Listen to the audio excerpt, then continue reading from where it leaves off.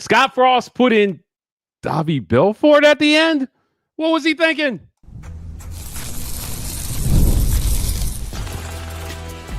You are Locked On UCF, your daily podcast on the UCF Knights, part of the Locked On Podcast Network, your team every day.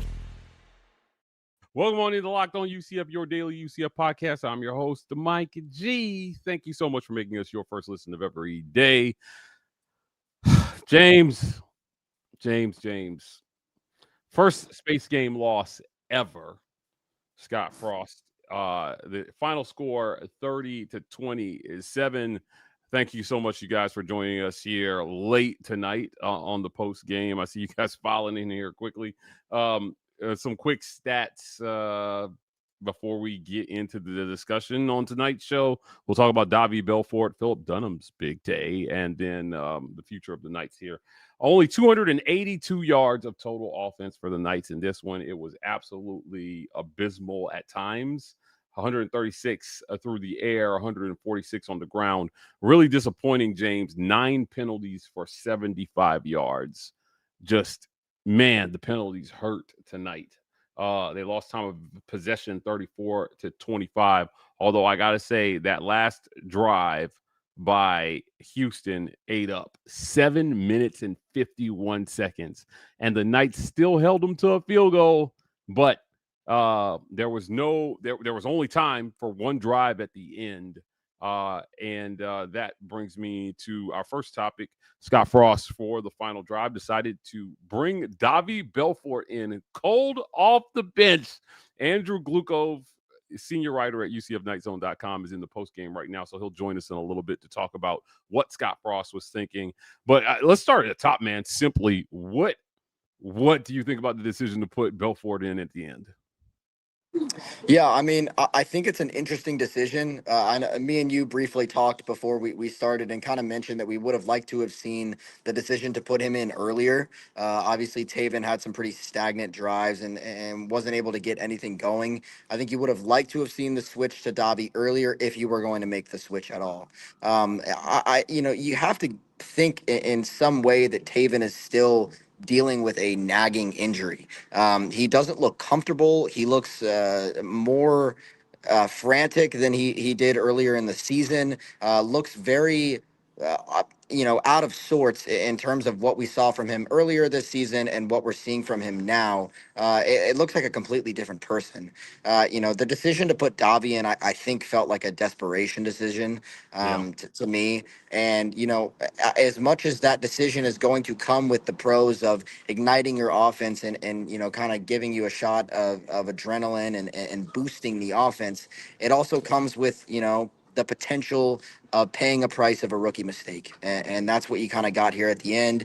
You have this electric drive where he's running all over the place. He's making big plays, but he's also getting blindside hit because he doesn't have the pocket awareness yet of a veteran quarterback. He is coughing up the ball and while getting hit and taking really big hits that he shouldn't be getting, or he should be going down or throwing the ball away. And then obviously, the right idea to take a shot at the end zone there before you kick a field goal to try and tie it up and go into overtime. But the idea to go to the middle of the field is really dangerous with a rookie quarterback. And you got to either put it where nobody can get it or only your wide receiver can get it. You schemed a guy open. I believe it was, Dwayne Thomas in the middle of the field. There was a very, open window there. You just lofted it up too much, put it a little bit behind him, and that's a price you pay when you put in a rookie quarterback. But I think other than that, Davi had a great drive, an electric drive. You were clinging on to hope for the kid. You really wanted to root for him, but unfortunately, things like that happen when you put in a young guy. Yeah, look, man, you got to coach him in real time to protect the football in those moments. And I always wonder what that communication is like. Do you pull him to the side and say, look, we just at the minimum, we need a field goal. You can't turn the ball over here. Protect the football. If it's not there, don't force it. Now, if he throws the ball earlier, maybe a touchdown. But he didn't, and he pulled the trigger late, and you hate to see the game end like that. So a lesson there for Davi in real time. Unfortunately, it cost UCF the game, but I'm not really putting that much on him because that's almost an impossible situation. Just bringing him off the bench cold. If you're Scott Frost, you have to have some sense that you're going to do that at the end of the game after watching Taven for 3.5 quarters, and just give him a drive to get warmed up before that. I mean, you have moved the ball, as I mentioned at the top of the show, only 282 yards of total offense. That's it. That's it. Going into that last drive that ended in an interception, you had 27 yards on 7 plays Davi was able to get. So you were under 250 yards of offense coming into that last drive. This has been the story for UCF all year, just unable to find the requisite amount of offense to win games. Their drive chart sounded like this: punt, field goal, punt, touchdown, interception, touchdown, punt, field goal, punt, interception. That's that's the game for UCF. Your defense came up with what, 5 turnovers tonight, 4 or 5 turnovers tonight, and you lost. I'm miffed at this. You won the turnover battle greatly going into that fourth quarter, and you lost the game. So we know there are going to be growing pains, but again, I'm pointing back to those 9 penalties, James. Just really, really disappointing. Scott Frost was asked about the penalties earlier this year, about whether that was about a lack of discipline. He said no, but I'm not so sure. Right? You had the hold that kind of set you back there by your, and just a lot of things going on here that our first year things, I guess, when you're taking over a program. But this was another winnable game. It felt like the UCF let get away. Is this, before we move on, I want to ask you, do you think, is this a sign of things to come? I mean, could we expect to see Davi Belfort over these last few games, maybe, if you feel like a bowl game is out of reach, or do you start looking to the future of your Scott Frost? I would not be surprised to see number 10 roll out on the field these next couple of games. He's given your offense a little bit more life than number 2 has, and I feel really bad because you see Taven in these, in the UNC game and in the West Virginia game, and you like what you see. He looks really good. He looks super comfortable. He looks poised, and he looks like he knows where he's going to go. And if it breaks down, he finds somebody. I found it really interesting, and I think this is a common quarterback thing, that when you are hurt or when you are inexperienced, who is the guy you look for? You look for your big tight end. Taven Jackson looked Dylan Wade's way almost every single time he threw the football tonight. And it almost felt like if it wasn't going to Wade or it wasn't in the flat for Jaden Nixon, then it wasn't going anywhere. Really, really difficult to feel like your offense has all of these weapons like Dwayne Thomas Jr., Wade and Charles, Carl Jenkins, DJ Black, no Marcus Burke tonight.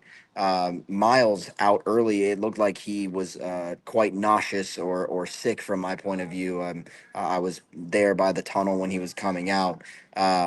You lost a lot of weapons tonight, Mike. It's very interesting to see your veteran quarterback not utilize the weapons that he had on the field. Definitely rough from that perspective. Davi, I don't even remember if Davi had thrown the ball prior to that throw that he threw an interception on. And if he did, it was a throw out of bounds or it was an incomplete pass. I'm not sure if he completed a pass prior to that interception. I don't have the stats pulled up in front of me, so let me know if I'm wrong. But definitely an interesting move to put him in with 2 minutes to go. But I like I said, I would not be surprised if you rolled him out the end of the season for, basically telling people that, Taven is not going to be your starting quarterback next year. Yeah, he had not completed a pass prior to that interception. So that last drive, Davi scramble, Jaden Nixon rush, Davi keeper, Jaden rush, Davi scramble, Davi sack, Davi keeper, Davi interception. That's what that last. So yeah, no completions there. Just man. Look, well, we're gonna get to a quick break, and when we come back, we're gonna get to some of your comments. I see them rolling in here, and then we're gonna talk about positive, which was Philip Dunham. Holy crap, did he have a game? Again, we'll get to that next on Locked On UCF. This episode of Locked On UCF is brought to you by our friends at DoorDash. The weekend is here, and DoorDash is delivered. UCF's offense didn't deliver, but DoorDash is delivering for you guys. DoorDash delivers your Saturdays with DoorDash Streaks. You save every Saturday you order, stack it up all season, and you could save $250, including $100 in DoorDash credits. Order this Saturday, keep the streak alive, fuel your game day only with DoorDash credits. Term apply, promo period through November 18th. Order it up, guys, with DoorDash. James, let's get to some quick comments here before we talk about Philip Dunham. Our guy, That Potato 45, says some people got to go after this one. I wonder if all those people are on offense. Certainly, I think the defense did enough. 4 turnovers, man. Woof. Boy, our guy, Philip Dunham. That Potato, we appreciate that comment there. Let's see here. Our guy, Mr. Cole or Mr. Celico says, fire the entire athletic department. Get rid of everybody? I don't know about everybody. Savannah fan says, I'm surprised he went with Davi instead of Jakuri. I did want to talk to you about this one. Why not a guy who's played some football in this instance than a guy who's played almost no football? Right? Like, why not go with Jakuri Brown here? He gives you just as much with his legs. Yeah, I think it's interesting if you were going to call the plays that you did with Davi, in which Davi either handed the ball off or kept it himself every single time. I think you go with Jakuri, who I think is, I think they're both great athletes, but I think Jakuri is more experienced in that manner, and I think you probably would like to go with Jakuri Brown there. But interestingly enough, Davi warmed up with the twos. He has been practicing with the twos. He's been working with the twos over and over and over again. I think Davi's your official QB2. I don't think Jakuri is your QB, your QB2. I don't think he's your short yardage QB anymore. It didn't really seem like they wanted to use him in short yardage situations. I don't know if the trust isn't there, if they've lost all hope for Jakuri Brown. But definitely interesting to go with Davi there. I think when you put in Jakuri, there's this, only the running threat. I think that's probably, they probably watched that in film. There's probably not a lot of film on Davi Belfort, so they probably it's the threat of the unknown. James, your audio's a little. I don't know if you can refresh your feed, but I'll keep going through comments while you refresh that. Coming back here, Savannah fan says, in my opinion, Taven is injured. Been playing that way for a while now. He will not run, and no one trusts him for throws, not even the short ones, just sweeps behind the line. Man, I just, again, I wonder if Taven Jackson didn't lose the starting job tonight with the coach pulling him. I'll be interested to see when Andrew jumps in here what he has to say about Taven Jackson getting pulled there at the end. Savannah fan, again, is my best guess is that he knows he has to move forward without Taven. He's too injured or uncomfortable to play well. Can't run, can't pass, just handoffs or sweep throws. Yeah, man, look, it just really felt like Taven lost the job tonight. I'm going to bring James back in here. Mr. Celico says, it's a wrap. We suck. Some people checking out here, James, after this one. Don't check out, man. Look, I'm not out until I'm out. So until they lose all of them, I'm not out. Do Hippo says, why didn't coaching call TO when we had the first down and 45 seconds remaining? What do you think here, James? Not calling the timeout there with 45 seconds left. That's exactly what was in, going through my head. I think that's what you needed there. I think that's what would have probably given yourself, a second to scheme something up. Davi had just gotten hit pretty hard. It would have been the smart move for sure. Yeah. Alum Night Adler says, strike one for Frost, unacceptable loss. Not even sure what I just watched. Just bad football, disgusting football. Glad I didn't go back home to see that display of ineptness live in person. Yikes. He's going to get killed here for the decision to put Belfort in and for overall how the offense looked. That Potato says, I agree. Defense played lights out. Hopefully we can keep Grinch and the players. Hard to argue with the defensive side of the ball, man. They've come up with plays. They've done what they can. Even special teams set them up for some advantageous positions for them to really not score a ton of points there. Alum Night Atler says, you know that speech that the coaches always give about teams that get better as the season goes on? That ain't us. No consistency from the players or the coaches. Feels like we are lost, just bad football. It can feel like that in year one. It can. So, I mean, a lot of people are, I mean, this was a frustrating loss for sure. As a matter of fact, I would say this is probably the most frustrating loss UCF has had all year, right? They just got beat by Baylor. This wasn't, you didn't get beat by Houston. You got beat by you in this game. And you've got to go back to the drawing board and figure out how not to get beat by you again. So I understand this sentiment. Mike, Guy, I do want to state something that I think has a big part to do with this loss. And it is, we talked about, attrition throughout the season and how the Knights have been on the injury report and the guys that you've lost. And, obviously you have big losses like, Jaden Williams, who you haven't seen all season. You got Sincere Edwards and Horace Lockett, both out for the season. Both were big guys on your, defensive line. Now, this game, in a crucial moment, you lose Malachi Lawrence to what appeared to be a shoulder injury. You lose Nigel E. Kelly to what I can only assume is a lower body injury. He was carted off. There was no stoppage on field. He seemed to have come off the field and then was not able to then get to the locker room or to get an x-ray. He was carted off. So you lose now your left and your right edge and your backup pass rusher in Sincere Edwards, who you've already lost. And so you are paper thin on the defensive line. We saw guys tonight like Jeffson LaFontant take a lot of snaps, who has gotten probably a collective 20 snaps all season. You saw guys like Isaiah Nixon move into a starting role. You lost a lot of guys tonight, and I believe you also lost Jaden McDonald on a special teams play. I think it was number 38, and I think that's what Jaden McDonald wears. Who's a important linebacker for you.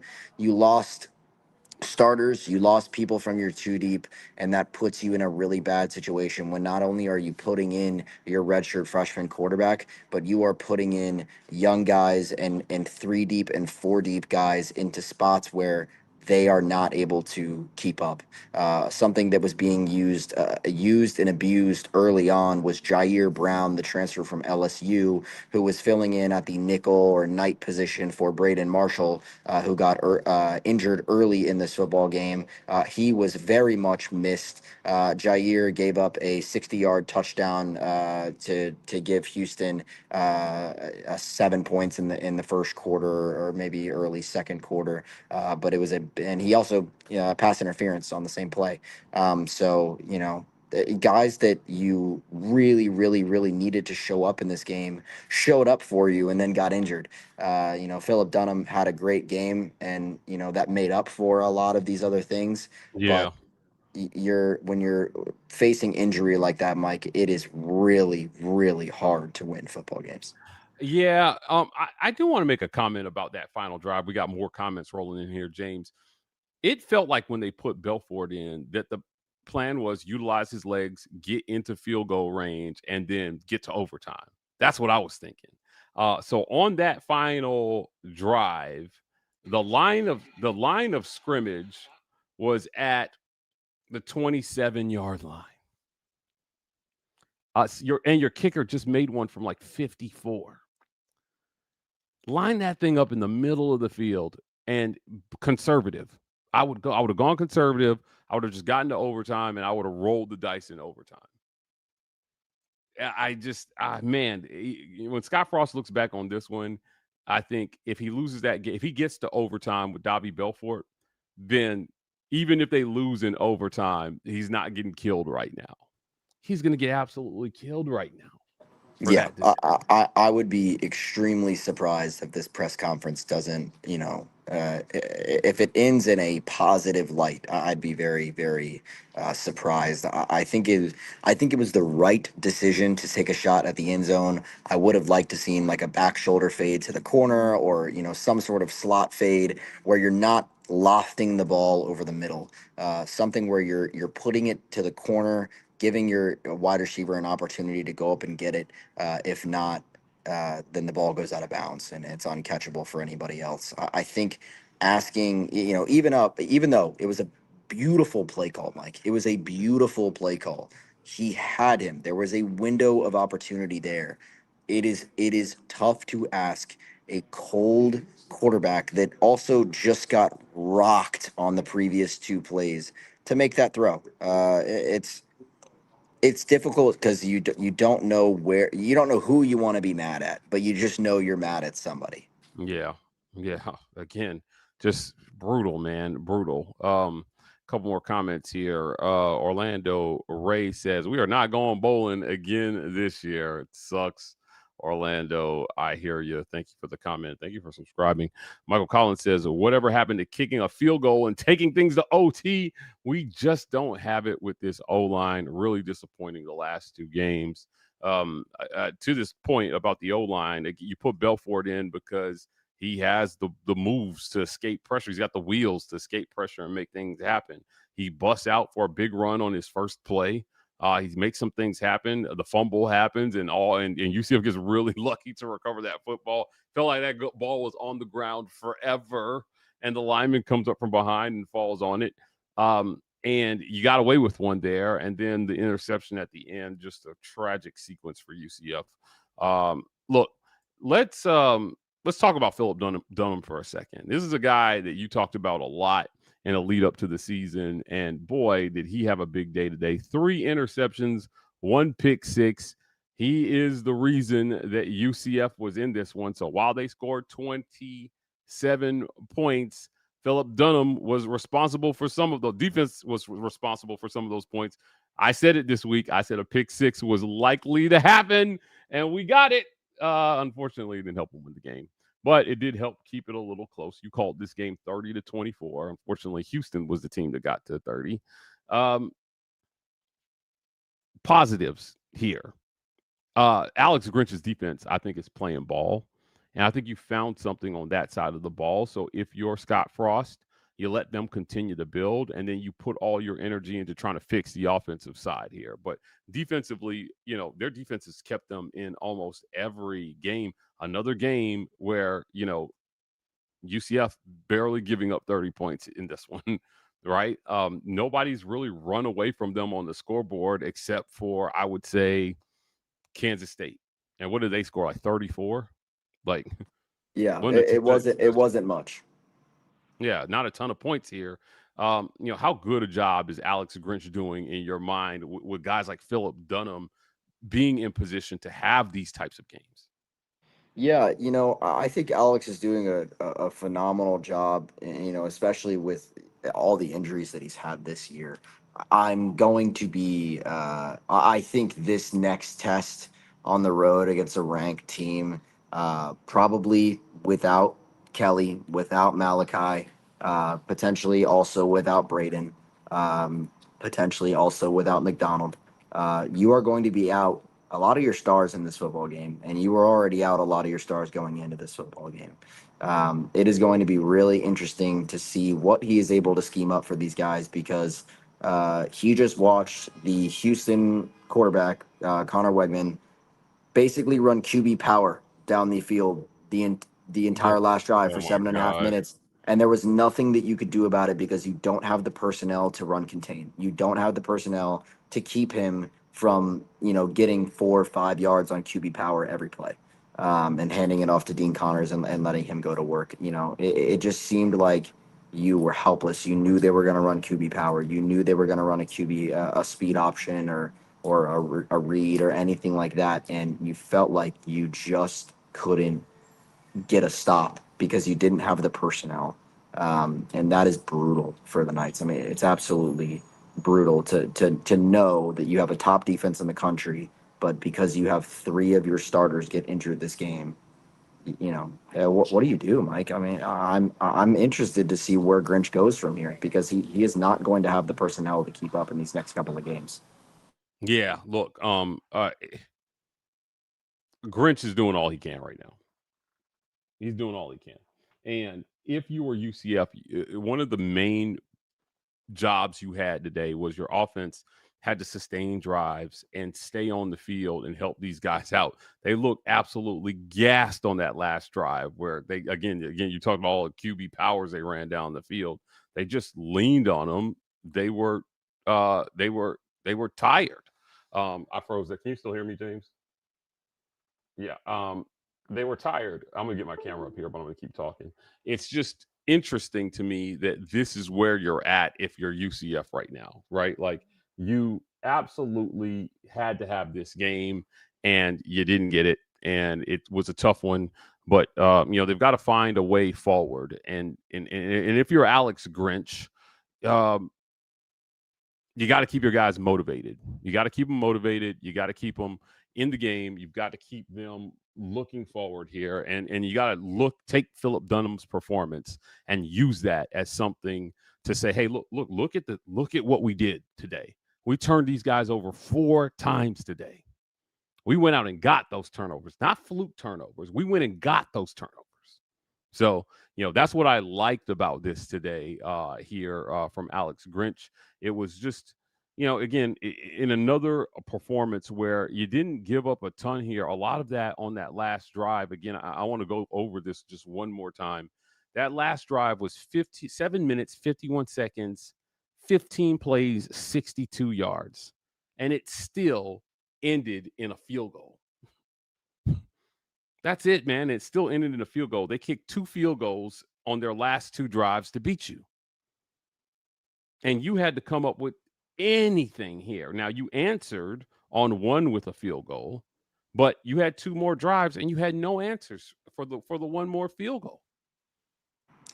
Yeah, it definitely felt like if the offense was getting it after a Houston score, there was some major issues in getting down the field and putting together sustained drives. It felt like any time that the defense was able to get a turnover or give them an opportunity on special teams to put them in a good situation. The offense was, sometimes able to take advantage of it, but it felt like unless you were, holding it in front of your offense, they wouldn't really go out there and take it, which is definitely a huge issue. You need those long sustained drives to, win time of possession and keep your defense healthy, and making sure that they are not tired and worn out and potentially risk injury like they did today. Those are situations where you need your offense to excel. You need your offense to succeed, and you didn't have that today. Something that was very interesting to me was a call that was made for a touchback. They played it over and over and over again, and correct me if I'm wrong. I'm not sure. I'm not familiar. I do believe the rule for NFL and college is different. I don't know if it's that the ball crossed over the plane. It didn't look like it. It looked like Antoine had firm possession at the 1 yard line. They gave him a touchback, and it was looked over and over and over again, and constantly shown Antoine at the 1 yard line with the football. Then they gave him a touchback and set him up to go score. So, I think just an overall really rough game, something that you feel like was unbelievably winnable, another completely winnable this year that you somehow managed to, clutch defeat from the jaws of victory. Yeah, James, the explanation we got was that the ball crossed over the goal line, I guess barely. You could not see an angle on TV where that ball actually crossed the goal line. So I mean, it looked to me like he had possession, and if you're that, I mean, he could have let go of that ball sooner than he did, right? Like he should have just thrown it back so that it wasn't even a question. But yeah, I didn't like the call, and I said especially don't like the call when we don't have an angle to see whether or not it actually crossed it or not. Now we have to trust the refs on this one, and I don't trust them. I don't trust them at all. We ended up scoring on the Miles touchdown, but on the dive to the end zone, it looked like he got the ball over the pylon, and they called him out at the 2. Now they ended up scoring, so it was a non-issue, but I didn't like that call either. And one of the things I tweeted in the moment was, I can't believe with all the technology we have, there's not a better goal line view of that. It's crazy to me. But look, we're going to get to the break here, and we're going to close the show with some quick thoughts about like where UCF goes from here. This was a tough one, James. We want to celebrate Dunham's big day, but again, it's bittersweet in a loss. Again, we'll talk about where UCF goes next on Locked on UCF. This episode of Locked on UCF is brought to you by our friends at Supply House. Supply House delivers for you whenever you need it. When the opening whistle blows on a repair, get your crew moving with Supply House. Order today and see parts on your doorstep. Over 280 plumbing, HVAC, and electrical items from the most trusted brands in the business. Their real-time inventory is exactly what you need. Honest lead times keep you from punting projects, while their industry-leading customer service always has your blind side covered. Join the free Trade Pastor program today and score serious perks like priority shipping, lower prices, and a dedicated support line. Visit supplyhouse.com to sign up for free and use promo code SH College for $5 off your first order. That's supplyhouse.com. Real people, real service.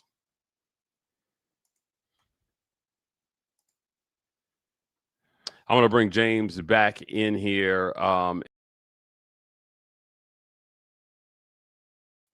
going to bring James back in here. James, this again was a tough one. This was a tough one for UCF. A lot of people in the comments saying, we're not making a bowl game. What do you think, man? Does UCF make a bowl game? Is it over? Is the dream over? Or should we be holding out hope here that they can pull something out of their butt? The optimist and the UCF ever hopeful fan in me, wants to tell you that, there's 3 games left. You need to win 2 of them. I think it's going to be a rough uphill climb for you to win 2 of those games, especially, 2 games on the road, away games against ranked football teams. Personally, I don't want to tell you as fans of the show because, I want you guys to be here. I want you guys to, come in and watch our content and be able to feel the UCF love. But I don't see a way that we honestly get to 6 wins this year. I think, there is, some interesting things that could potentially happen in offseason with recruiting and transfer portal things. I think that there's going to be a complete reshuffling of the recruiting style here at UCF. I'm just not really sure of a way that you get to 6 wins this year, unless you just steal a crazy one with somehow missing 5 of your starters on either side of the ball. Yeah, look, I'm with you here. It's just tough, right? Because if you can't score points, we have to live in reality at this point over the last 3 games. And what's going to change? What's going to change that's suddenly going to produce a bunch of points for UCF at this point? Now, could it be Davi Belfort prepares as the starter all week and the offense looks significantly different under him? I wouldn't write that off completely, but because I saw promise today in what we saw from Davi, right? Like I saw some promise here, but for the most part, and again, I don't know if we're going to have time to get Andrew on here at the end here. I know that the press conference probably ran a little long with people demanding answers from Scott Frost on what we saw, but I just don't know. What do you do different that's going to produce a different result at this point? That's what I want to know. What do you do different that's going to produce a different result? Because this was a lot of the same. And it was really disappointing. It was disappointing to me that, that we are here with this program. And, it felt like up into this game, they had won the ones they were supposed to win, if that makes sense. Really felt like they had won the ones they were supposed to win. And this was one you were supposed to win in my book. I don't care if they were, 2-loss team coming into this one. You were supposed to win this game. You were supposed to be their third loss. Yeah, Right. and you really had every chance to win this game. They gave you multiple chances to win this game, and you didn't go out and grab them. I think the only way that this team moves forward and changes is if you change your style of offense, because Taven, I think on average might have thrown per completion maybe 4 or 5 yards tonight. If you go look at Connor Wegman, who didn't even really throw the ball down the field all that much, other than the one big 60-yard Oh TD. my God. He's probably averaging 10 to 8 to 12 yards of completion. Taven's probably below 5, and the reason that is because he is ticky tacking down the field. I don't know if that is I don't know if that is because of injury. I don't know if that is because he is uncomfortable, or if there's problems in the offense. If he feels more, it just feels so sporadic with him out there, and you're not finding consistent success. It is constant swings out of the backfield and just trying to hope that your guy is going to come off a screen and make a big play. It just didn't happen tonight for the Knights. It hasn't happened at all this year for the Knights, unless they've had a big explosive run, or consistent runs from Jaden and Miles. You kind of saw tonight why Jaden is your third down or your change of pace back, because he got stopped a myriad of times tonight. When you got him the football on the outside, it felt like maybe you were in a better situation. But I think Scott's whole idea of his kind of offense is get your playmakers the ball and allow them to make a play. But if you're not getting blocks, or Taven's going to throw the ball at their feet, then you run into issues with them actually being able to make a play, and instead of just getting clobbered as soon as they get the ball. And Yeah. it is just not going to work if you continue to run bubble screens and tunnel screens that the blocking isn't sound. I mean, those are plays that seem very simple, but they are so complex because of the blocking. And what's the one major issue you've had this year? Yeah. Blocking. Pass So blocking. Yeah. you're asking your team to do these little short ticky tack routes, but they're filled with so many complex blocking schemes. And if that's your team's main weakness, I just don't see why that's something that you continue.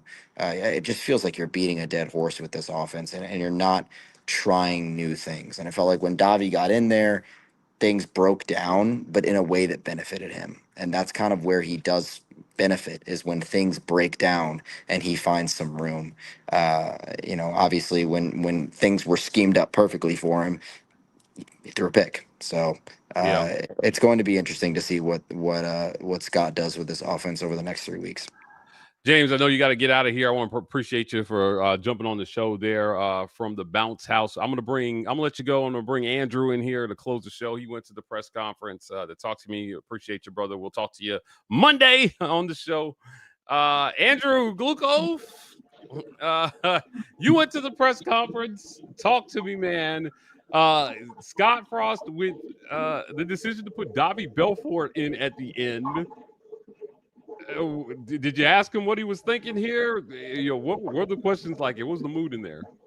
Well, I mean, it was asked, and it came down to Taven Jackson was dealing with some leg issues, and he was slowed up, and that was one of the reasons why he wasn't running the ball. If you notice, he had opportunities to tuck it and run, and he didn't. He didn't run it much, and at that point, the offense just wasn't really moving the ball too well. Wanted to change it up and see if he could do a spark on that final drive. Davi did a great job. I mean, when Scott was asked about that last play, the interception, because he could have just run it, go for the field goal, and go for overtime. Scott flat out said, "I didn't want to play for the top. yeah, I wanted to go for the win. So he went for broke. Unfortunately, he broke. Them's the breaks is what it comes down to. As we know, this is a team that's still learning, still growing, still trying to figure itself out. They've left multiple games on the field. It's a team that really doesn't know how to win against teams with a pulse. You beat West Virginia. West Virginia's a bad team. Beat North Carolina. North Carolina's a bad team. But Kansas, they had them in their grasp. They let it slip away. Houston, they had them in their grasp, let it slip away. Even Cincinnati, they had a legit shot against Cincinnati, and they let that slip away too. It's just a team that hasn't quite figured out how to put away teams that are any good.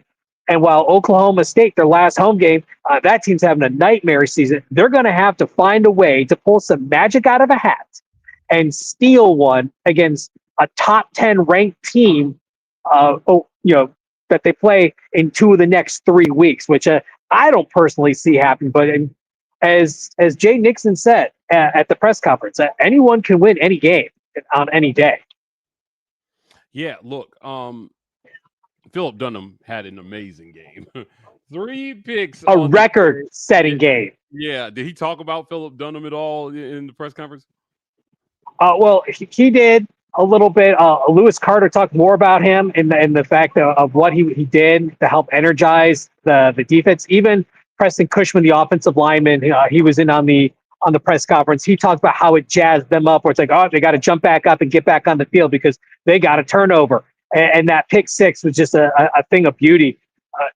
We can't understate how amazing of a situation this is. No one in UCF history has had a hat trick interception game.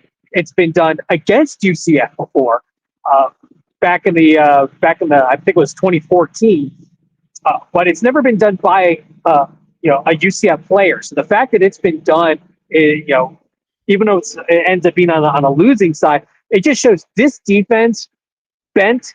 They did not break, and even when they had players going down left and right, and they were starting to get gashed towards the end of the game, they clamped down and forced Houston to kick a field goal when it looked like they had touchdown written all over it. This was a defense that did not give up. And those interceptions are just a perfect example of what this team does. And they high energy. Cole Kozlowski and Lewis Carter had another pair of amazing tackle-laden games. Unfortunately, the defensive line is getting very thin. With Malachi Lawrence getting hurt and other players, Nigel Kelly ended up in a boot.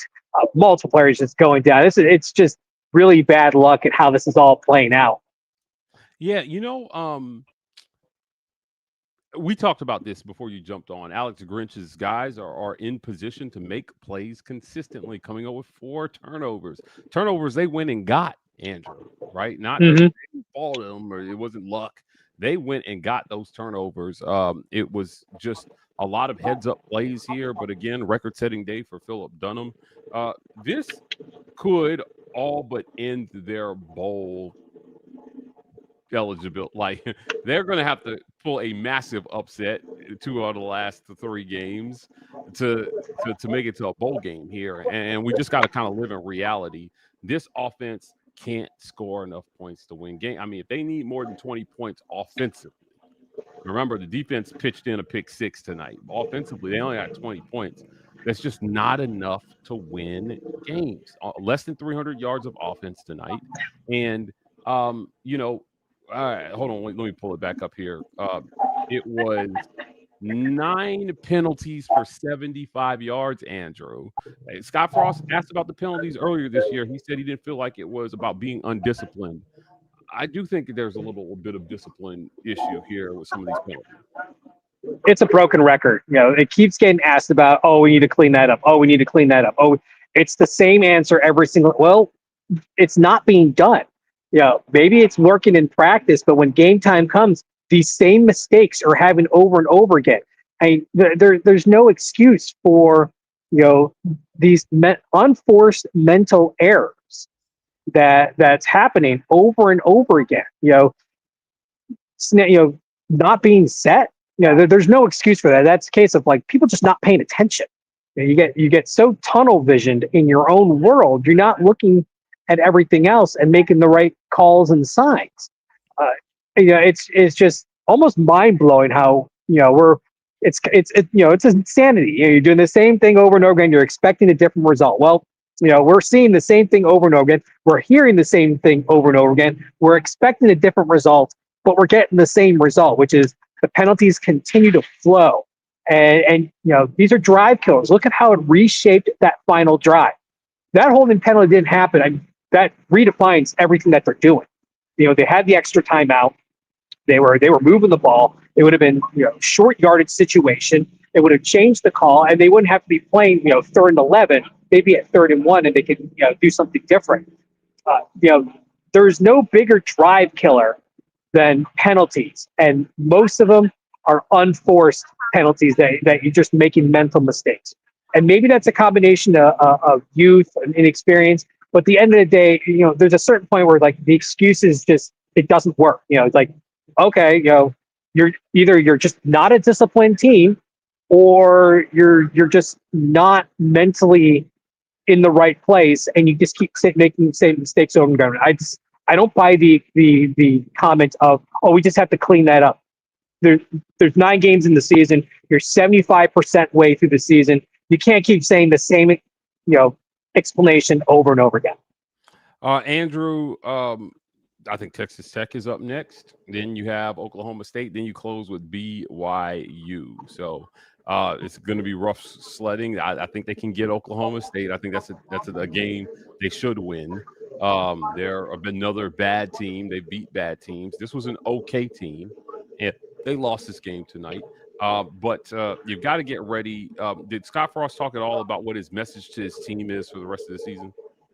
Just keep fighting. As he said, there are a couple of plays from winning a number of these games, and he's right. The goal line, blunder at Kansas was a big one. We obviously what happened here at Houston, the offensive stagnation at Cincinnati. Those are 3 games that they could have won each of them easily.